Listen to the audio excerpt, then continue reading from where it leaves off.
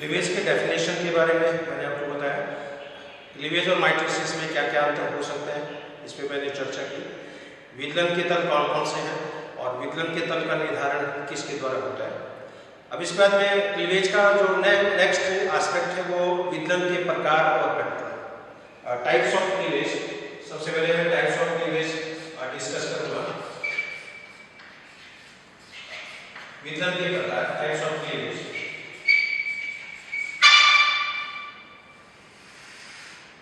विदलन के जो प्रकार हैं उनको दो मेन बेसिस पे क्लासिफाई कर सकते हैं। पहली जो बेसिस है ये है योग की मात्रा के आधार पर, on the basis of amount of योग।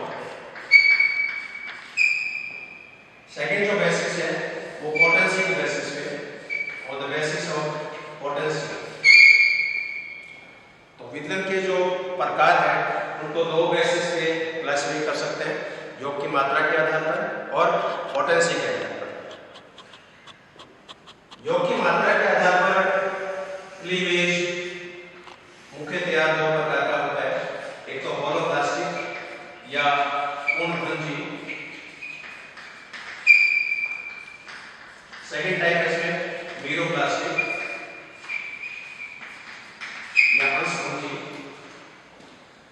होलोब्लास्टिक के अंदर जाइगोट एनिमल पोल से वेस्टर्न पोल की तरफ पूरा डिवाइड होता है, होलो मीन्स कंप्लीट। और मीरोब्लास्टिक में जाइगोट पूरा डिवाइड नहीं होता है, जाइगोट का एक पर्टिकुलर एरिया, विशेषकर एनिमल पोल का जो एरिया होता है वो डिवाइड होता है, इसलिए इसको अंशभंजी विदलन के नाम से जाना जाता है। होलोब्लास्टिक क्लीवेज जो होता है ये भी दो टाइप का है। एक तो होलोब्लास्टिक इक्वल पूर्णभंजी समान, और सेकंड है होलोब्लास्टिक अनइक्वल पूर्णभंजी असमान। यहाँ पर इक्वल शब्द इसलिए दिया है कि इसमें बनने वाली जो ब्लास्टोमियर्स होती है वो एक समान आकार की होती है, उनकी शेप और साइज लगभग कांस्टेंट रहती है, लगभग इक्वल रहती है, इसलिए इस क्लीवेज को पूर्णभंजी और समान के नाम से जाना जाता है। जबकि होलोब्लास्टिक और अनइक्वल में बनने वाली कोशिकाएं छोटी बड़ी होती है, तो इसके अंदर माइक्रोमियर बनती है, मेगामियर्स बनती है, कुछ एनिमल्स में मेसोमियर्स भी बनती है। तो होलोब्लास्टिक इक्वल क्लीवेज जो होता है ये एम्फियोक्सस के अंदर पाया जाता है। It is present in amphioxus. और होलोब्लास्टिक अनइक्वल क्लीवेज जो है ये एम्फीबिया के अंदर पाया जाता है। It is present in amphibia, जैसे बुको है, राना है, सैलामेंडर है, एमाइस्टोमा है। दूसरी तरफ अंशभंजी जो विदलन है ये भी दो प्रकार का है। एक तो मीरोब्लास्टिक सुपरफिशियल, मीरोब्लास्टिक सुपरफिशियल या सतही प्रकार का विदलन, और दूसरा होता है मीरोब्लास्टिक डिस्कोइडल या बिंबाप प्रकार का। मीरोब्लास्टिक सुपरफिशियल क्लीवेज कीटों के अंदर पाया जाता है। It is present in insects. तो कीटों में होने वाला जो क्लीवेज है वो मीरोब्लास्टिक सुपरफिशियल प्रकार का है, जबकि डिस्कोइडल क्लीवेज ये पाया जाता है रेप्टाइल्स के अंदर, बर्ड्स के अंदर और प्रोटोथीरिया के अंदर। तो योग की कंटेंट की बेसिस पे, योग की अमाउंट की बेसिस पे विदलन दो प्रकार का हो गया, होलोब्लास्टिक और मीरोब्लास्टिक। होलोब्लास्टिक में जाइगोट एनिमल पोल से वेस्टर्न पोल की तरफ पूरा डिवाइड होता है, मीरोब्लास्टिक में जाइगोट पूरा डिवाइड नहीं होता है, और जाइगोट का एक पर्टिकुलर एरिया जो होता है वो यहाँ पर डिवाइड होता है। पूर्णभंजी विदलन भी दो प्रकार का है, इक्वल टाइप जो कि एम्फियोक्सस में पाया जाता है और अनइक्वल टाइप एम्फीबिया में पाया जाता है। मीरोब्लास्टिक क्लीवेज भी दो तरह का है, सुपरफिशियल और डिस्कोइडल। सुपरफिशियल क्लीवेज इंसेक्ट में पाया जाता है, जबकि डिस्कोइडल क्लीवेज बर्ड्स में पाया जाता है। अब ये क्लीवेज कैसे होते हैं, जाइगोट कैसे डिवाइड होता है, इनकी सीक्वेंस कैसे होती है, ये मैं आपको स्टेप बाय स्टेप डिस्कस करूंगा। सबसे पहला जो एग्जांपल है होलोब्लास्टिक और इक्वल क्लीवेज। ये क्लीवेज एम्फियोक्सस में पाया जाता है। सपोज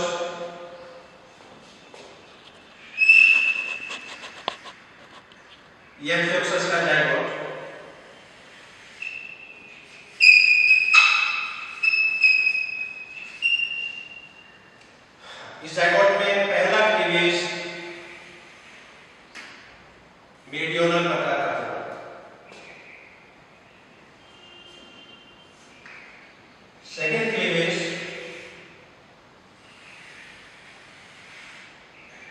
मेडियोनल प्रकार का होता है, लेकिन पहले क्लीवेज के परपेंडिकुलर होता है।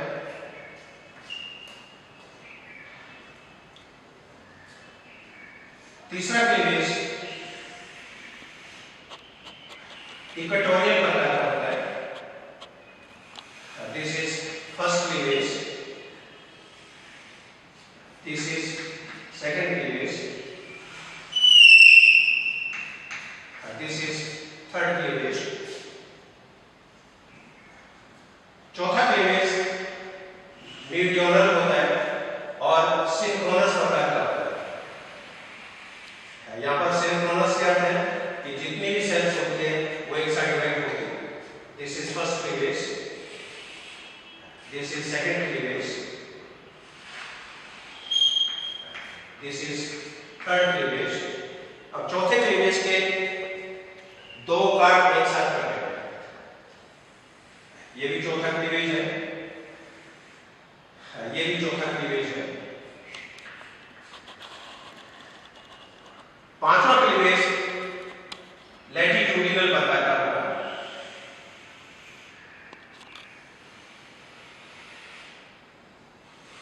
दिस इज फर्स्ट क्लीवेज रेडियोनल,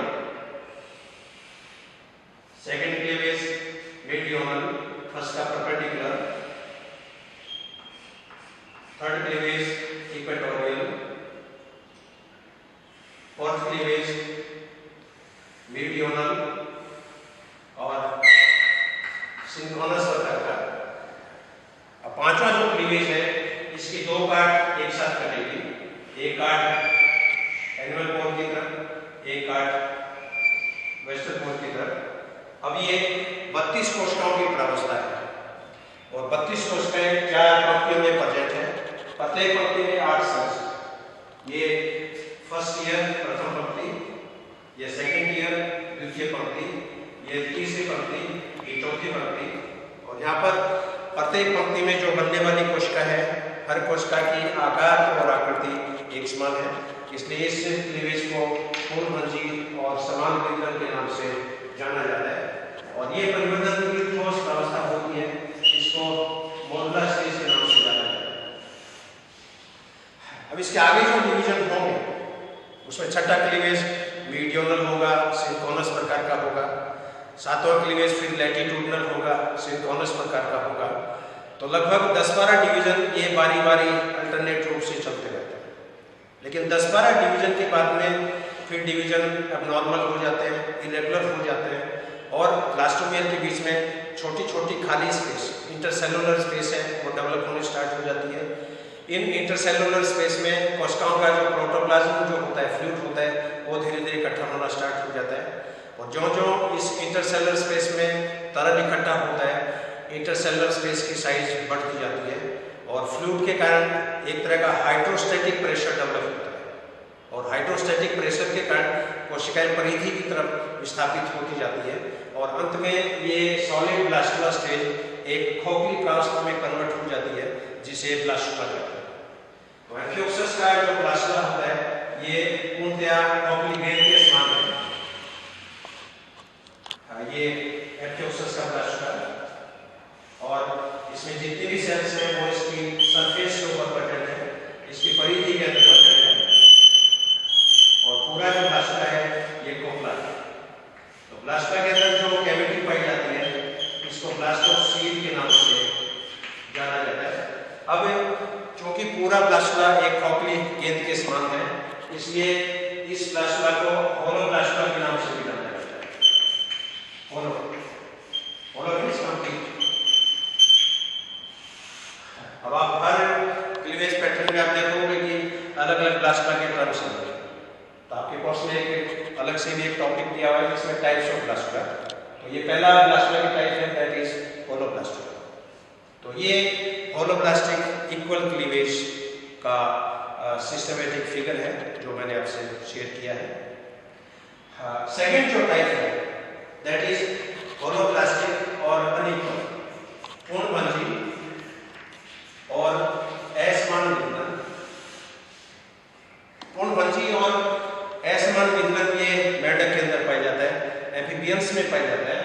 और एम्फीबिया में होने वाला उसके अंदर जो जाइगोट में जो क्लीवेज का जो पैटर्न है वो मैं आपसे शेयर करूंगा। अब चूंकि मेंढक के जो अंडे होते हैं वो टीलोलेसिकल प्रकार के होते हैं, उनमें एनिमल पोल पर साइटोप्लाज्म होता है, लेकिन वेस्टर्न पोल पे योग भरा होता है, और योग भरा होने के कारण विंगन के अंदर धार आती है।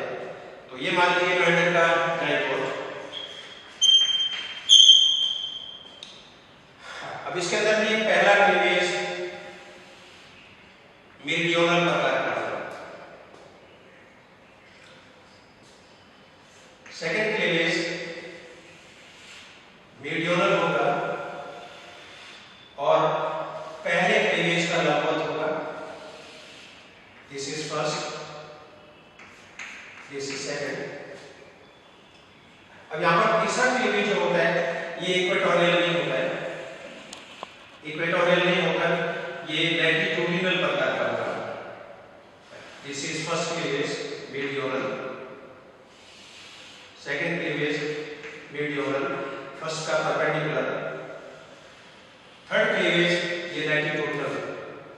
अब इस तीसरे क्लीवेज के बाद में आप देखिए एनिमल पोल में जो 4 सेल्स बनी है ये आकार में छोटी है, इन कोशिकाओं को माइक्रोमियल के नाम से जाना जाता है, जबकि वेस्टर्न पोल में जो सेल्स बनी है ये आकार में बड़ी है, और इन सेल्स को मेगामियल के नाम से जाना जाता है। चौथा क्लीवेज ये फिर मेरिडियोनल होगा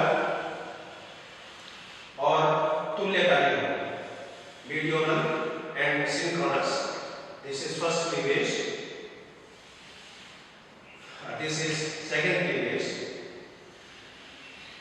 दिस इज थर्ड क्लीवेज। अब चौथा जो क्लीवेज होता है ये चौथा क्लीवेज एनिमल पोल पे तो हो जाएगा, लेकिन वेस्टर्न पोल पे नहीं होगा। इसका मेन कारण क्या है कि मेंढक के अंडे में एनिमल पोल पर साइटोप्लाज्म भरा रहता है, जबकि इसके वेस्टर्न पोल पे योग भरा रहता है, और योग जो होता है वो विग्लन के अंदर बाधा डालता है। तो यहाँ पर वेस्टर्न पोल डिवाइड तो होगा, लेकिन बहुत धीरे धीरे डिवाइड होता है। तो डिवीजन के अंदर क्या होगा, इसमें टाइम लगता है। तो चौथा क्लीवेज एनिमल पोल पे तो हो गया, लेकिन वेस्टर्न पोल पे अभी ये नहीं हुआ है। अब पांचवा क्लीवेज जो होगा, पांचवें क्लीवेज के अंदर पहला cleavage meridional, second cleavage meridional, first का परपेंडिकुलर, थर्ड क्लीवेज लैटिट्यूडिनल। अब ये चौथा क्लीवेज एनिमल पोल पे तो पहले हो गया था, अब ये वेस्टर्न पोल पे कंप्लीट होगा। और चौथा क्लीवेज जब वेस्टर्न पोल पे कंप्लीट होता है उसमें एनिमल पोल पर पांचवा क्लीवेज हो जाता है, लेकिन वेस्टर्न पोल पर पांचवा क्लीवेज नहीं हुआ, इसलिए इसको मैं डॉट लाइन के रूप में दिखा रहा हूं। इस बात को मैं यूं भी कह सकता हूं कि एनिमल पोल पर विभाजन एक स्टेप हमेशा आगे रहेगा। जैसे एनिमल पोल पे पांचवा क्लीवेज यदि कंप्लीट हो रहा है, उसी समय वेस्टर्न पोल पर चौथा क्लीवेज कंप्लीट होता है। जब वेस्टर्न पोल पर पांचवा क्लीवेज कंप्लीट होता है, उसमें एनिमल पोल पर छठा क्लीवेज कंप्लीट हो जाता है, और एनिमल पोल पर वितरण एक स्टेप हमेशा आगे रहेगा। अभी इसके अंदर एक बाल्फोर का नियम होता है कि वितरण की दर जो होती है, रेट ऑफ क्लीवेज, वो योग की मात्रा के विलोमानुपाती होती है। Rate of cleavage is inversely proportional to amount of yolk. अब चूंकि मेंढक के अंडे में वेस्टर्न पोल पे योग भरा हुआ है, और योग डिवीजन के अंदर हिंड्रेंस डेवलप करता है, डिवीजन के अंदर ऑब्स्टेकल पैदा करता है, इसलिए एनिमल पोल पे डिवीजन की दर फास्ट होगी, इसलिए यहाँ पर कोशिकाओं की संख्या ज़्यादा होगी, लेकिन कोशिकाओं का आकार छोटा होगा। जबकि वेस्टर्न पोल पर कोशिकाओं की संख्या कम होगी, लेकिन कोशिकाओं का आकार बड़ा होगा। इसलिए एनिमल पोल पे बनने वाली जो कोशिकाएं होती है उनको माइक्रोमियर के नाम से जाना जाता है, जबकि वेस्टर्न पोल पे बनने वाली कोशिकाओं को मेगामियर के नाम से जाना जाता है। अब ये परिवर्तन की मोरुला अवस्था है, this is the morula phase. अब ये डिवीजन 10-12 डिवीजन अल्टरनेट चलते हैं। उसके बाद में डिवीजन फिर इरेगुलर हो जाते हैं, कोशिकाओं के बीच में इंटरसेलुलर स्पेस डेवलप होना स्टार्ट हो जाता है। इस इंटरसेलुलर स्पेस में फ्लूइड इकट्ठा होना स्टार्ट हो जाता है और जो जो फ्लूइड इकट्ठा होता है हाइड्रोस्टैटिक प्रेशर डेवलप होता है और हाइड्रोस्टैटिक प्रेशर के कारण कोशिकाएं परिधि की तरफ विस्थापित होती है। लेकिन मेंढक के अंडे में वेस्टर्न पोल भी जो भरा हुआ है, इसलिए यहाँ पर जो ब्लास्टोसील बनेगी वो पूरे में नहीं बनती है, आधे भाग में बनती है। इसलिए इस प्लास्टुला को एम्फीप्लास्टुला के नाम से जाना जाता है। तो पहले वाले केस में एम्फियोक्सस में आपने देखा कि पूरा एम्फियोक्सस का प्लास्टुला खोखला था और उसको होलो प्लास्टुला का नाम दिया था।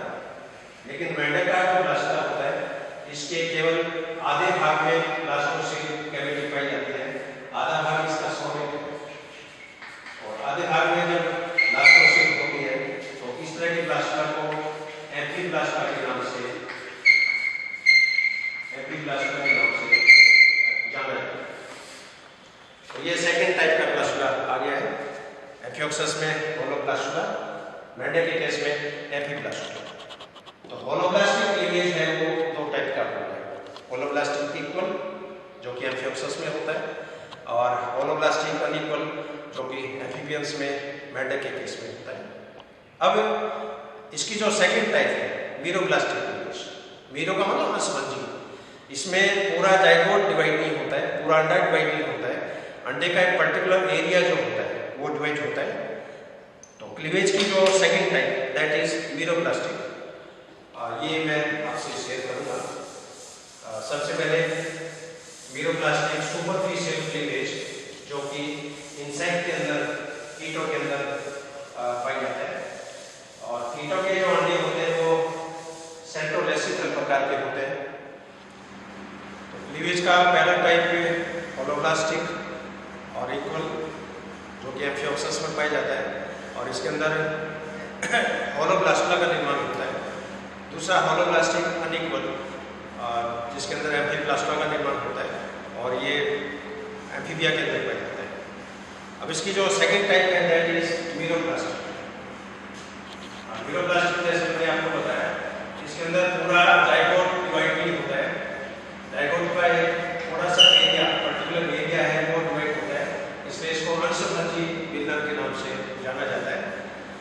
ये विलर भी दो टाइप का है, एक तो मीरोप्लास्टिक डिस्कोइडल जो कि रेप्टाइल्स के अंदर, बर्ड्स के अंदर, प्रोटोथेरियंस स्तनधारियों के अंदर पाया जाता है और मीरोप्लास्टिक सुपरफिशियल जो कि कीटों के अंदर पाया जाता है। तो सबसे पहले मीरोप्लास्टिक और सुपरफिशियल क्लीवेज में डिस्कस करूंगा। सपोज इंसेक्ट का अंडा है, इंसेक्ट के अंडे जो होते हैं वो सेंट्रोलेसिकल प्रकार के होते हैं क्योंकि इसके केंद्रीय भाग में लोग भरा रहता है और जो कि चारों ओर साइटोप्लाज्म होता है। इंसेक्ट के जो अंडे होते हैं वो इसकी आउटर सरफेस से उत्तल प्रकार की होती है, कॉन्वेक्स प्रकार की, और भीतरी सतह अवतल प्रकार की होती है। इस अवतल गड्ढे को हाइलम के नाम से जाना जाता है। ये इसका आउटर सरफेस, इनर सरफेस है, ये इसका न्यूक्लियस।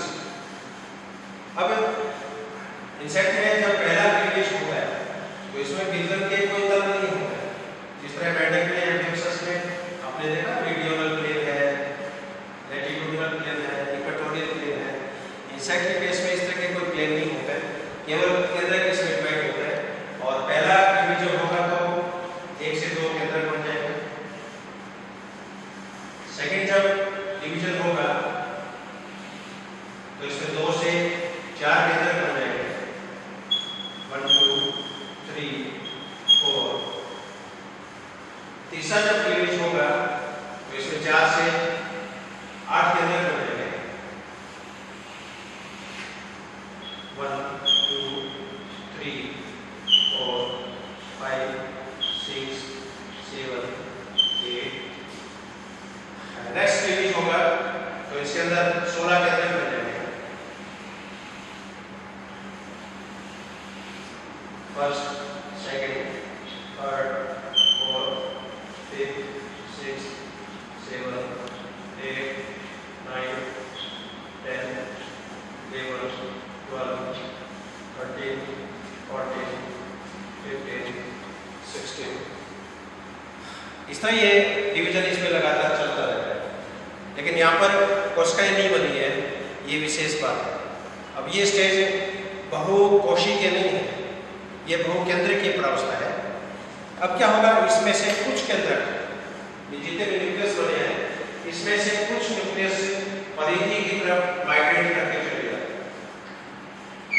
सारे केंद्रक नहीं जाएंगे, कुछ न्यूक्लियस परिधि की तरफ माइग्रेट करके चले जाते हैं, और जो केंद्रक परिधि की तरफ माइग्रेट करके जा रहे हैं, प्रवास करके जा रहे हैं, ये केंद्रक ऊर्जक के नाम से या अनर्गिड के नाम से जाने जाते हैं।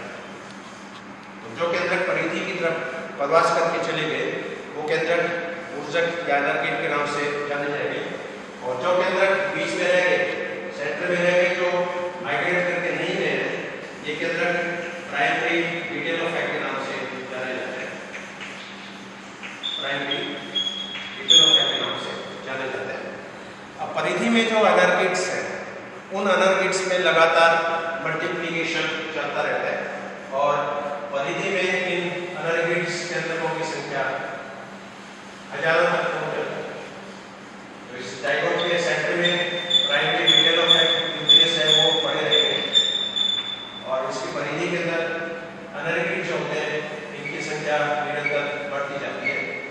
लेकिन अभी भी इसमें कोशिका का निर्माण नहीं हुआ, अभी भी ये मल्टी न्यूक्लियर कंडीशंस है, और प्राणियों में जब मल्टी न्यूक्लियर कंडीशंस होती है, तो उसके लिए एक शब्द यूज होता है सिंसिशियल, जबकि प्राणियों पौधों में यदि भूकेंद्र की प्रावस्था हो, तो उसके लिए शब्द यूज होता है सिनोसिल। तो ये यहाँ पर सिंसिशियल स्टेज है, मल्टी न्यूक्लियर स्टेज है। अब आप इसमें देख लो, परिधि की तरफ अनर्गिड्स की संख्या काफी बढ़ गई है, और जाइगोट के सेंटर में प्राइमरी मीडियल ऑफ एक्ट कोशिका है, वो पड़ी हुई है। अब क्या होगा, इसमें से कुछ केंद्रक वापिस सेंटर की तरफ माइग्रेट करता है, कुछ केंद्रक वापिस सेंटर की तरफ माइग्रेट करते हैं। तो जो न्यूक्लियस सेंटर की तरफ माइग्रेट करते हैं, ये कहलाते हैं secondary medial of act, secondary medial of act. अब इसे आप देख लो, तीन तरह के केंद्रक यहाँ पर डेवलप हो गए। परिधि में जो रेड कलर से मैंने दिखाए हैं, ये अनर्गिड्स है।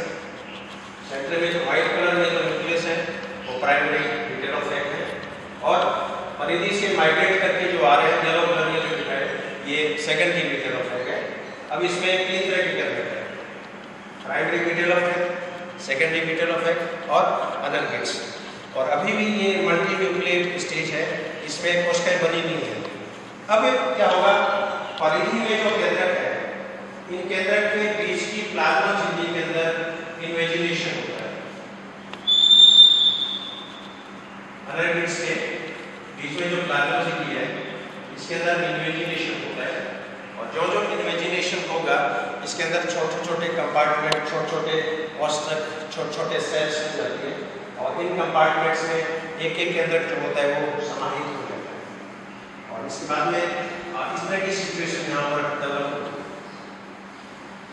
ये जैसे इन्वेजिनेशन, ये इन्वेजिनेशन,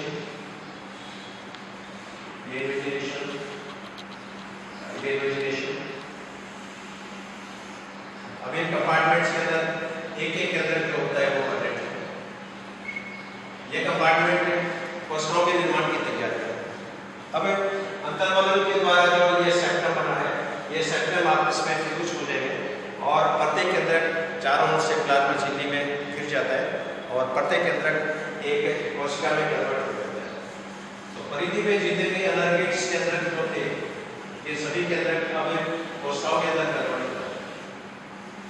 तो परिधि के अंदर इस तरह की स्थिति रहती है।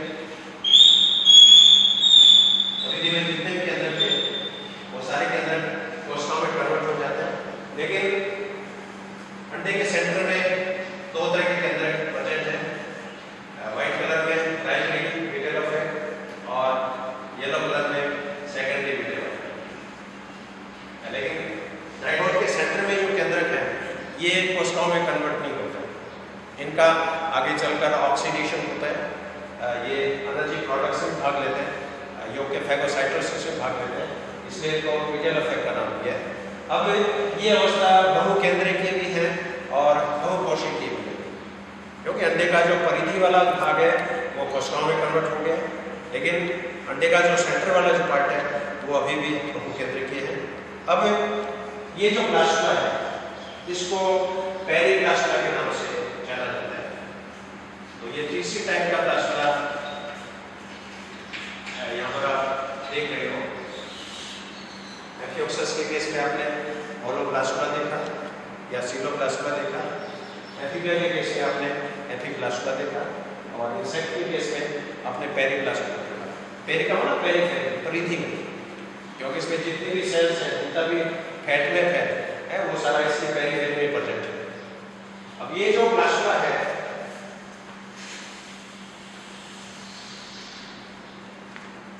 इसका वेस्टर्न कोर का जो पार्ट होता है ये जल बैंड के नाम से जाना जाता है, जबकि रिमेनिंग पार्ट जो होता है ये ब्लास्टोडर्म के नाम से जाना जाता है।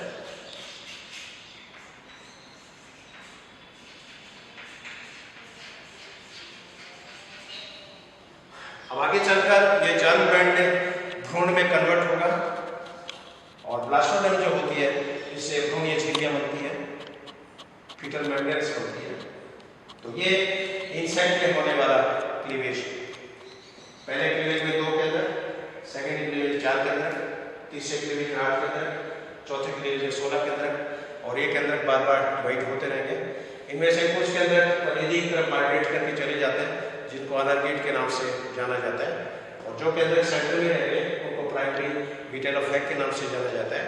परिधि में जो अनरगेट्स हैं वो बार बार मल्टीप्लाई होते रहते हैं और बहुकेंद्र की प्रावस्था जो होती है वो डेवलप हो जाती है। अब अनरगेट्स के बीच में प्लाज्मा झिल्ली के अंदर इमेजिनेशन होगा जिससे छोटे छोटे चैम्बर्स बनेंगे, छोटे छोटे कंपार्टमेंट्स बनेंगे और प्रत्येक कंपार्टमेंट में एक केंद्र जो होता है वो पौष्टिक होता है।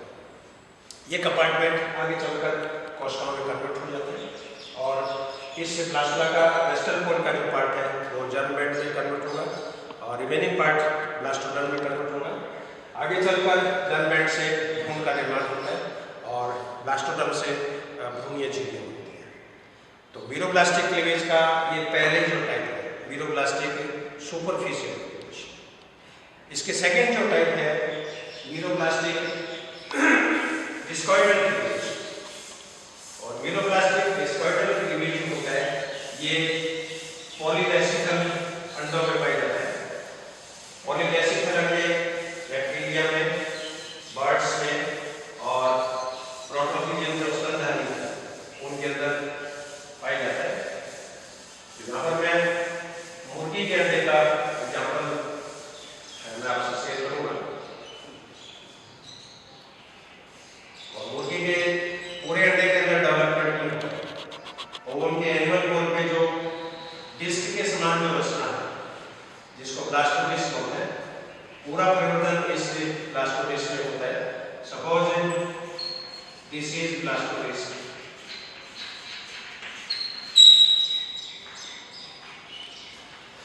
यहाँ पर पहला क्लीवेज मीडियोनल है,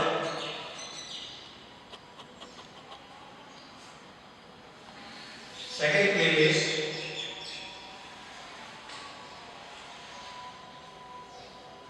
मीडियोनल है और पहले का लंबवत है। This is first, this is second. तीसरा क्लीवेज वर्टिकल होता है और पहले क्लीवेज के पैरेलल होता है। This is first, this is second,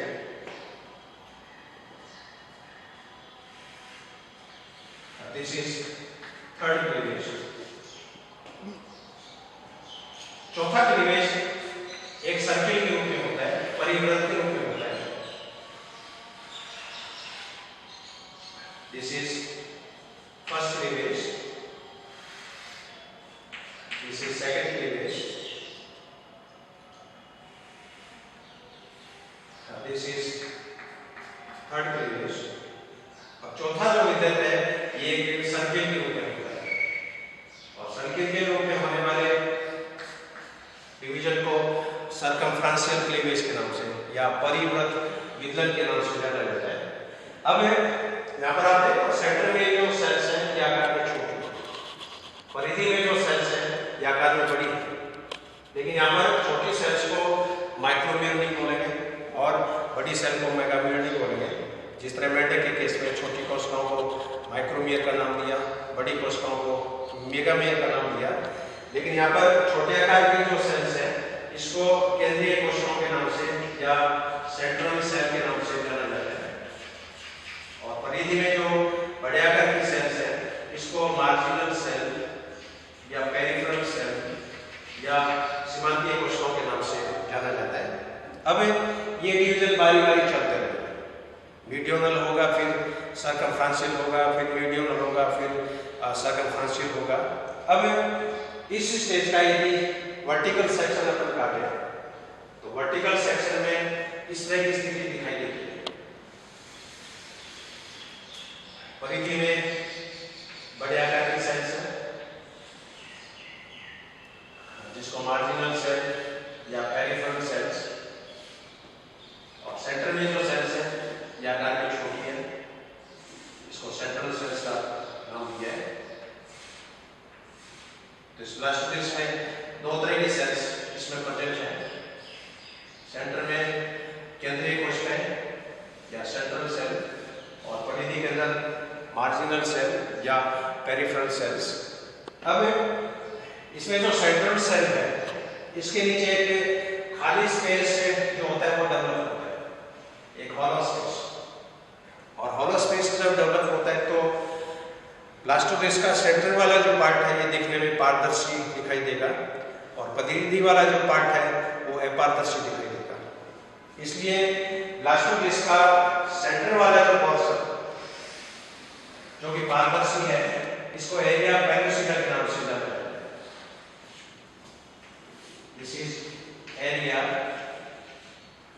pellucida, और परिधि का जो अपारदर्शी भाग है इसको area opaca, opaca means opaque, पारदर्शी या अपारदर्शी।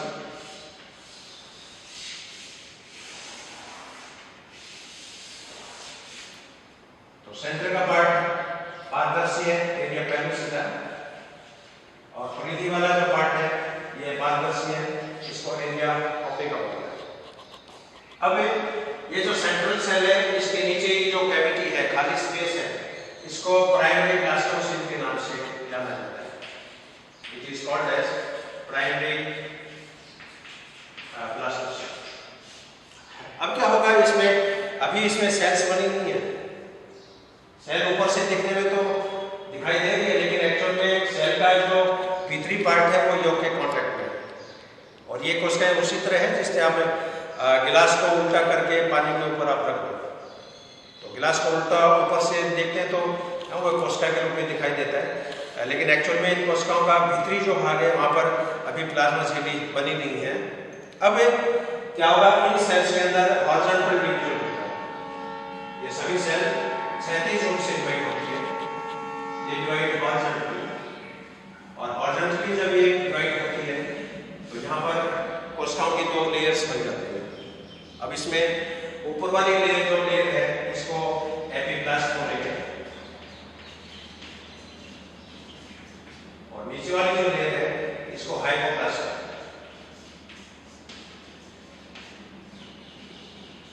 यहाँ पर एक्टोडर्म एंडोडर्म शब्द अभी काम में नहीं किया है। ऊपर वाली लेयर एपिब्लास्ट, नीचे वाली लेयर हाइपोब्लास्ट।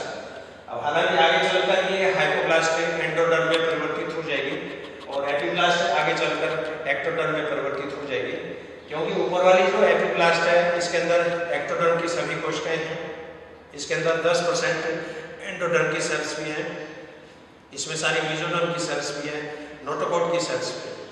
इसलिए ये भी कहा जाता है कि पक्षियों में जो फैट मैप होता है, भविष्य आरेख जो होता है वो इसके एपिब्लास्ट में पाया जाता है।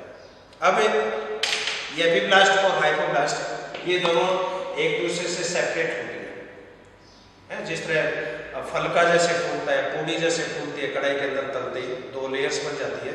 उस तरह ये एपिब्लास्ट और हाइपोब्लास्ट लेयर ये दोनों एक दूसरे से सेपरेट हो जाएगी और इन लेयर से सेपरेट होने की जो परिघटना है इसको कहते हैं डीलैमिनेशन। जैसे आप किसी कागज में प्लास्टिक की शीट से धागे हो, लैमिनेशन है।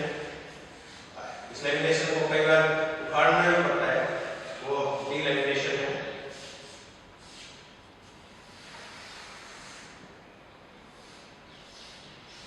तो ये दोनों लेयर एक दूसरे से सेपरेट हो जाती है।